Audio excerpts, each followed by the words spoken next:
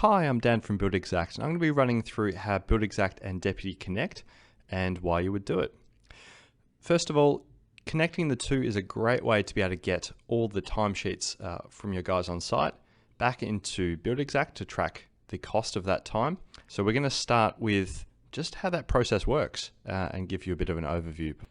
The way we've done this is all the orange is Buildxact and all the blue is Deputy. So it all starts from the Buildxact end, where you will create a job, and that job will have a whole bunch of different cost categories. The first thing we do is then push that across to Deputy to create what it calls a location and what it calls areas, and think of those just as the job and the cost categories because they're essentially the same. You'll be able to choose which areas get created in Deputy as to not confuse the guys on site. You don't want them seeing every single cost category, it'd just be too much. Once it goes across to Deputy, you go in and say, hey, Tom and Steve can work on this job, or everybody can, and you can assign whoever you need to that job.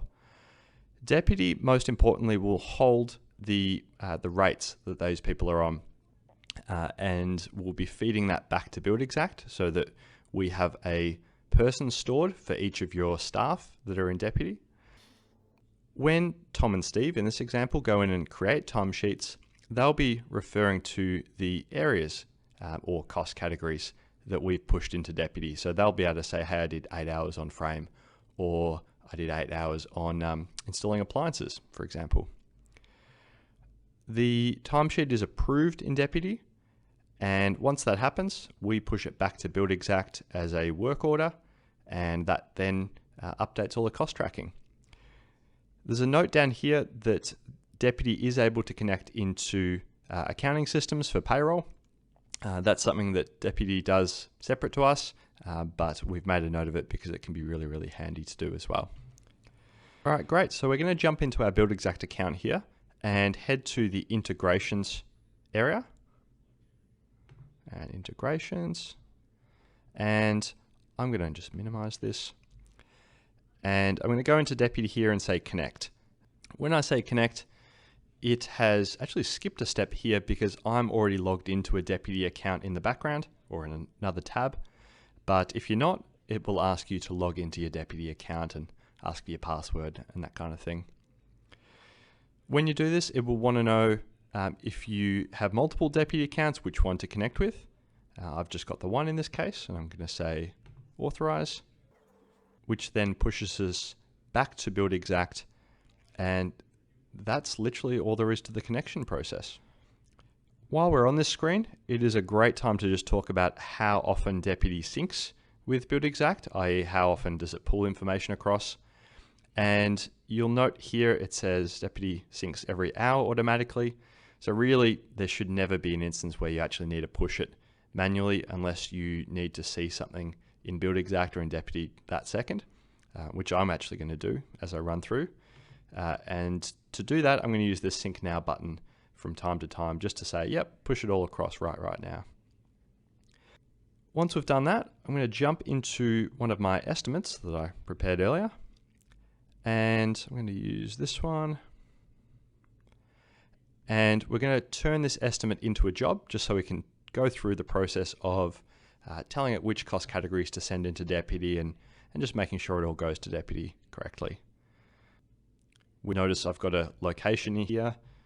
The Deputy options here won't be present if you don't have a work location, so that's one thing just to keep in mind. And I've got the option of either linking this to an existing Deputy location, and keep in mind location is just Deputy's way of saying a job or a job address. Or I can say, hey, I want to create a new one, which is most of the time what you'll be doing. So create location, and it'll say, are you sure? And yep, that's exactly what I want to do. And it'll give me a confirmation, which is great. And step 2, by default, we don't actually push any cost categories across. We don't know which ones you want to push. So you've got to go into Manage Deputy Areas after this. And this is a list of all my cost categories in the job. And again, I can say either link this Buildxact cost category to an existing Deputy category, or what you'll do 99% of the time is use these green buttons to just create a new area in Deputy for the categories you want your guys to see on site. So prime examples would be if you're running carpenters, you would say create a Deputy area for that because you'll want to see hours under framing, and they might be doing doors and internal fit out. So really just thinking of the categories you want the guys on site to see. And again, less is more here. So those two will do for me. I'm just going to jump back to integrations and push it across right now because I want to show you the Deputy side of it and what it all looks like over there. You'll notice there's a little shortcut sync button which you can use. Great, so this is my Deputy. It has created a new location and brought the address in. If I go in and edit settings, I'll be able to see the areas it's pulled through, which were just the two I selected. I'll be able to see things like the address, the unique code that Deputy uses. And just while we're here, a little tip, you can change this unique code to literally whatever you want. We don't set this by default, but we do see a lot of people who will just drop their job number into this. It's just another thing that makes it easier to find which job, which cost category you want to use when you're actually putting timesheets in. So little tip there, you can change this to whatever you want. So I've had a look at the location. I'm going to go now into the people side of it. And just into me, I'm the only one in this account, but you know, in your account, you'll probably have several people. And edit profile. So you'll notice under me, this is where I work. It's assigning me to everything because I'm the only one in this account. But what you'll need to be doing is keeping on top of who works where. We'll save that and get out of there. And the next thing we're going to have a look at is actually just putting the timesheet in. And quick note that there are several ways to do this. Deputy's timesheet app for phones is really, really good. What we're going to do in this case, however, is enter it kind of after the fact. So just a quick summary, you can have staff kind of clock in, clock out. You can have staff enter their own timesheets less as a start and stop, just, hey, I did 8 hours and this is where I worked. And you can also put them in yourself if you ever need to. And that's what I'm going to do here. So I'm going to say add timesheet and just me in this case. I worked yesterday. And area of work. So this is where it's pulling through our cost categories, and you'll see that unique code I put in. This is why I think it's a great idea to put something in there, just makes the jobs easier to find.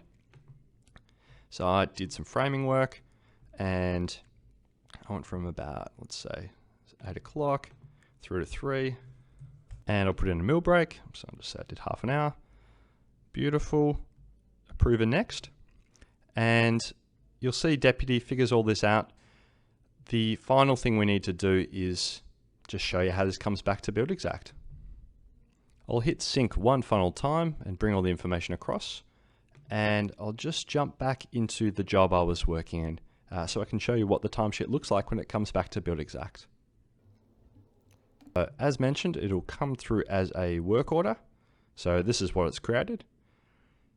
One thing I didn't show you in Deputy was I put a pay rate in for myself. You can set pay rates for weekdays, weekends, overtime, and a whole bunch of other rates as you need to. But yeah, it's pulled back who did the shift, how many hours total, what the rate is, and what the total cost is. Also note that it's popped in the cost category because the timesheet was done against that area in Deputy. And if we go back to the job itself, or the actual costings of it, we'll be able to see what it's done. So I've jumped into the framing category and you can see it's put the work order line. Note that it's as a new line. When we're assigning against a category, it's just adding extra lines. So keep that in mind. We do from time to time see people have separate cost categories in Buildxact just for Deputy. So they'll have like a framing labor with the knowledge that it's just going to get filled up with timesheets. So if you find the fact that it adds a lot of lines, not really the way you would want it to work, consider having a separate category for that. We do definitely see users do that.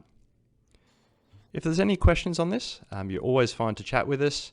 Contact us via our help buttons and support buttons throughout the app and on our website. And yeah, we're here to help you out. Thanks very much.